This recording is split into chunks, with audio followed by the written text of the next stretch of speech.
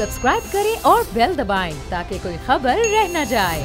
नाज़रीन, पुराने ज़माने में ख़त की बहुत अहमियत होती थी। हर कोई एक दूसरे को ख़त लिखता था क्योंकि उस वक्त ना तो टेलीफोन की सहूलत थी और ना ही इंटरनेट होता था, और तो मोबाइल फ़ोन तो कभी हो नहीं सकता था, अब सोच ही नहीं सकते थे और ना ऐसा कोई ज़रिया था जो पैगाम रसाई का काम करता। टू कट शॉर्ट, उस दौर की अगर हम बात करें तो उस दौर में ख़त और ख़त लाने वाला कासिद कहलवाता था और दोनों का ही बहुत बेचैनी से इंतज़ार किया जाता था। पिछले अदवार में जब लोग ख़त लिखते थे तो उनको पहुँचने में भी काफ़ी वक्त लग जाता था। कासिद दूर दराज इलाकों का सफ़र तय करते हुए आता और फिर लोगों को उनके प्यारों का ख़त पहुँचाता। अच्छा, वैसे वो ज़माने बहुत पुराने थे, लेकिन इस इंतज़ार का यकीनी तौर पे अपना ही मज़ा होता था मेरे ख़्याल से। फिर वक्त बदलता गया और ख़त लिखने का सिलसिला कम होने लगा। जैसे जैसे दुनिया में जिद्दत आती गई वैसे वैसे ख़तों किताबत भी महदूद होती गई। लेकिन आज भी दुनिया में जब हर चीज़ आपकी फिंगर टिप्स पर है, ख़त की अहमियत अपनी जगह मौजूद है।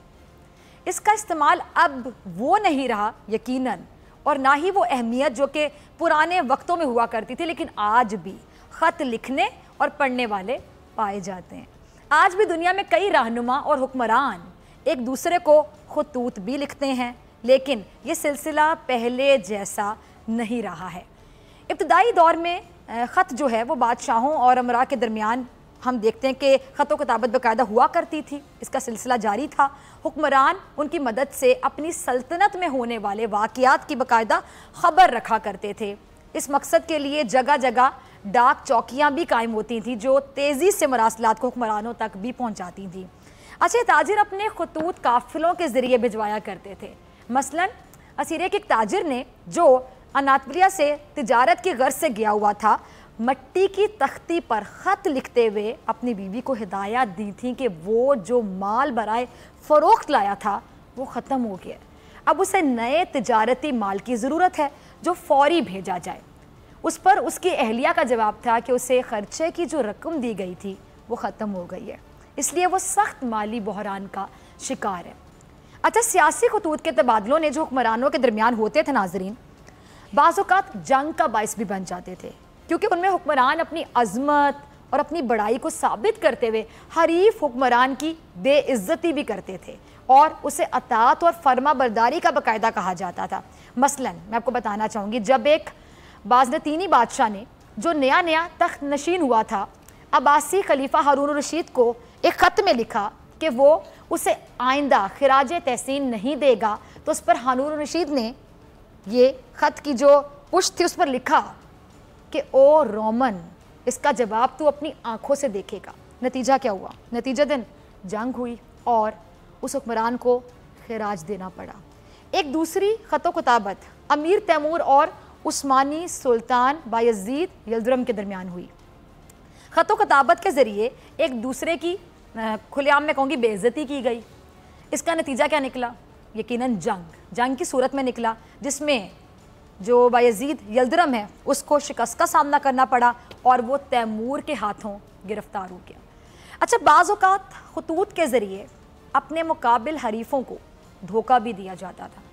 मसलन एक मरतबा जब औरंगज़ेब राजपूतों से जंग में मसरूफ़ था और उसका बेटा अकबर बगावत करके राजपूत कैंप में चला गया, तो औरंगज़ेब ने राजपूतों में गलत फहमी पैदा करने की गरज से अपने बेटे अकबर को एक ख़त लिखा कि उसने बड़ा अच्छा किया कि राजपूतों से जा मिला और अब वो उनकी चोरियों से वाकिफ़ होकर उसे बताएगा। ये ख़त उसने इस गरज से भेजा था कि वो राजपूतों के हाथों में चला गया और चला जाए, यानी एक मुखबर का काम। चुनाचे हुआ भी यही और राजपूतों में शहजादा अकबर के ख़िलाफ़ शक व शुबात भी पैदा हुए, जिसकी वजह से वो हिंदुस्तान छोड़कर ईरान चला गया था। अच्छा नाज़रीन, तारीख़ में खतूत की अहमियत बहुत है और ये अहमियत किसी ना किसी शक्ल में आज भी बरकरार है। और हैरत की बात पता क्या है कि आज इतना जदीद दौर है, लेकिन एक बार फिर हमारी सियासत ख़त व किताबत पर ही वापस आ गई है। आज भी सियासत और सियासी फ़ैसले खतूत के ज़रिए किए जाने लगे हैं। पाकिस्तान की तारीख़ में आपको याद करवाती चलूँ, एक ख़त ऐसा भी था जो ना लिखने पर सज़ा हुई, याद है आपको? वो सज़ा हुई थी पाकिस्तान के साबिक वज़ीर आज़म यूसुफ रज़ा गिलानी साहब को। ख़त ना लिखा और वो ना लिखा हुआ ख़त उनको ले डूबा।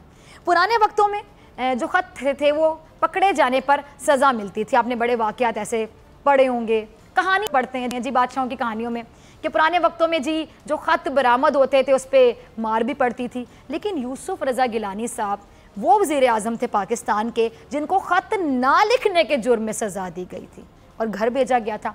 लेकिन आज की सियासत में एक बार फिर ख़त अहमियत इख्तियार कर गया, बहुत अहमियत, क्योंकि मुल्क की समत का तयन करने के लिए, मुल्क की सियासी सूरत हाल को तब्दील करने के लिए, एहतजाज के लिए या फिर शायद अपनी पोजीशन को वाज़े करने के लिए एक आशिक ने अपने महबूब को एक ख़त लिख दिया। और वो ख़त जिस कासिद को दिया गया, वो कासिद उस ख़त समेत क्या फरमा रहे हैं, ज़रा पहला क्लिप देखिए। अच्छा जी, मुस्लिम लीग नून की सीनियर लीडरशिप का इजलास था और जिसमें पार्टी सदर शिरकत ना कर सके। नवाज शरीफ साहब ने ख़त लिखा शहबाज शरीफ के नाम, एक भाई ने अपने दूसरे भाई के नाम ख़त लिखा, लेकिन वो ख़त लेकर जा रहे हैं मौलाना फजलुर रहमान के पास। मुझे शहबाज शरीफ की पार्टी में पोजीशन समझ नहीं आती नाज़रीन, यकीन जाने, और आप में से बेशुमार लोगों की यही राय होगी कि क्या पोजीशन है शहबाज शरीफ की। शहबाज शरीफ ने प्रैक्टिकली अमली तौर पर ख़ुद को, अगर मैं कह दूं कि सियासत से थोड़ा दूर कर लिया तो शायद आप लोग अग्री करेंगे।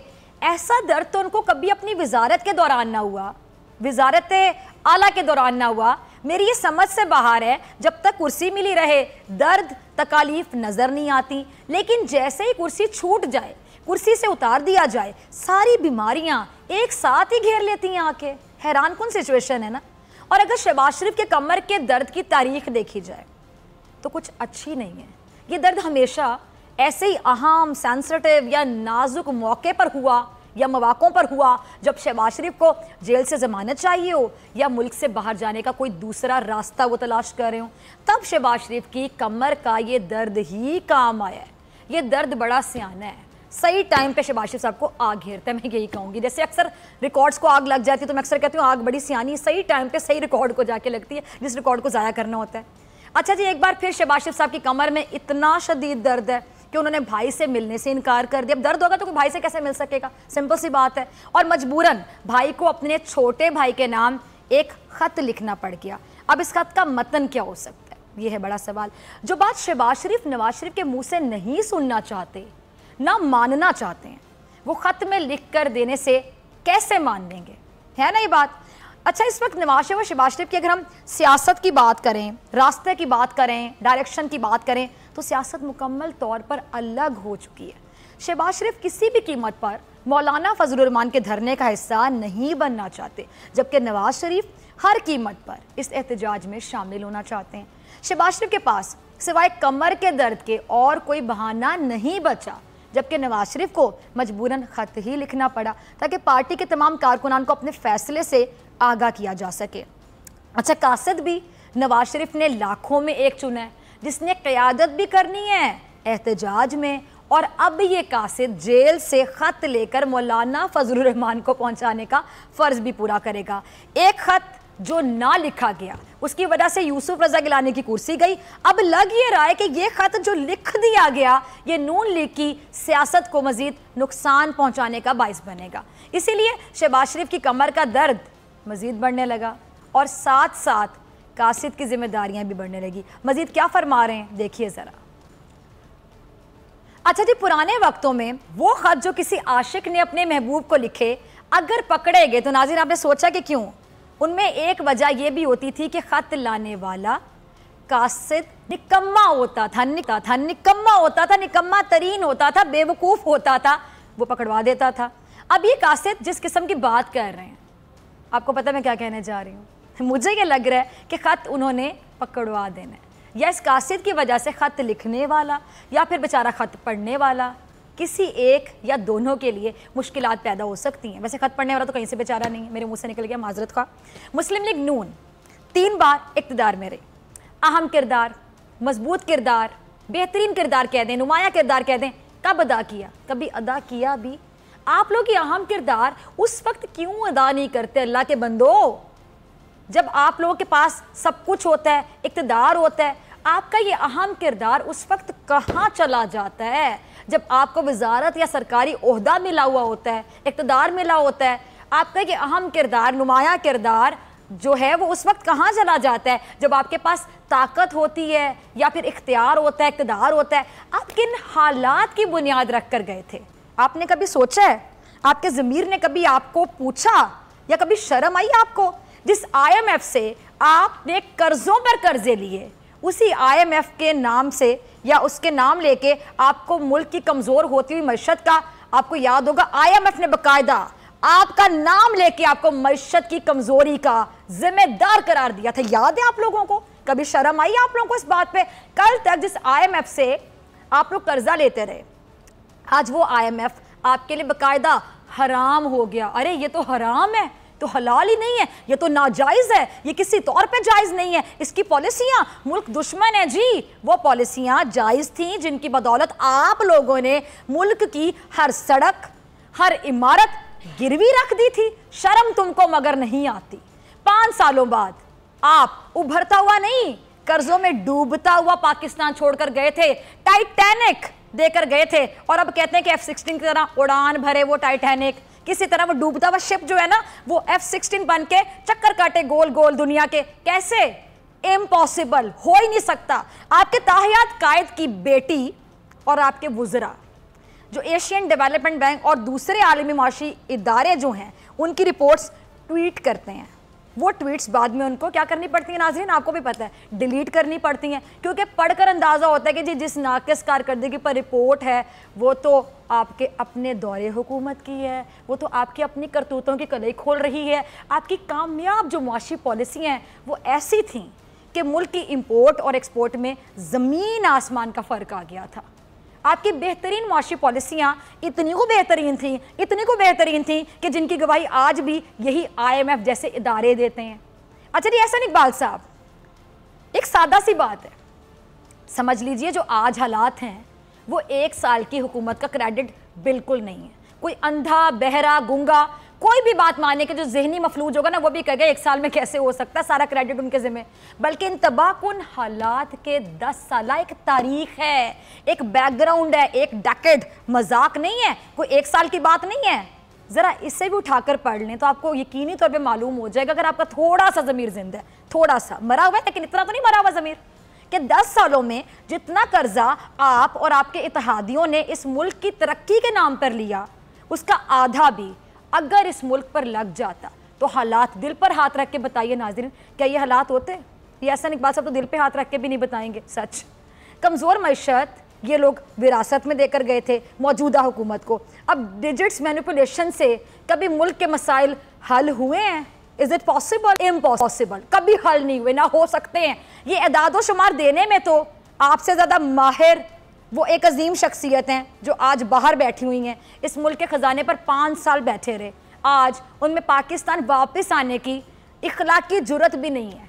और रही बात आपकी, तो आप कितनी चीज़ों की जिम्मेदारी अपने कंधों पर डालेंगे? मुझे तो आप पे तरस आता है।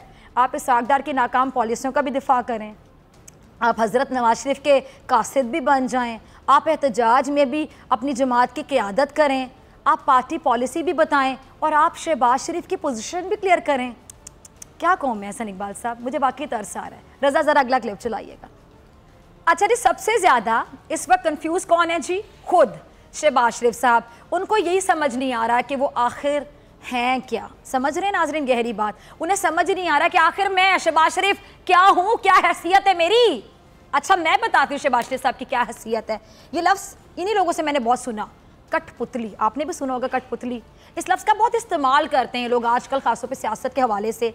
लेकिन अगर तासुब की ऐनक उतार कर, ये अरस्तुए पाकिस्तान है, नेशनल अरस्तुए पाकिस्तान, ये जो एहसन इकबाल साहब हैं, अगर ये ऐनक उतारें तासुब के और देखें एक गैर जानिबदार शख्स की हैसियत से तमाम सियासी जमातों को देखें, तो उनको 2 अल्फाज अमली तौर पर प्रैक्टिकली अपनी सियासी जमात में नजर आ जाएंगे। एक लफ्ज़ सिलेक्टेड, जो शाहिद खाकान अब्बासी साहब थे, नवाज शरीफ ने उन्हें सिलेक्ट किया था, तो क्या बने वो? सिलेक्टेड वजीर आजम, सिलेक्टेड वजीर आजम, सिलेक्टेड वजीर आजम। दूसरा लफ्ज़ कठपुतली। अगर आज शहबाज शरीफ की सदारत की तारीफ की जाए तो वो एक लफ्ज़ में बयान हो जाएगी, और वो है कठपुतली, कठपुतली, कठपुतली। शहबाज शरीफ साहब अपनी सियासी जमात के वो कठपुतली सदर हैं जिनकी पार्टी कायद से लेकर पार्टी का कारकुन भी नहीं सुनता। बेचारे शहबाज शरीफ साहब ऐसे डमी सदर हैं जिनके पास कोई इख्तियार ना था, ना है और ना ही होगा। यानी शहबाज शरीफ मुस्लिम लीग नून के ममनून हुसैन। याद है लोग कहते थे होम्योपैथिक सदर, बेचारे पता ही नहीं होता कि कहाँ पर हैं। ममनून हुसैन बन गए शहबाज शरीफ पार्टी के।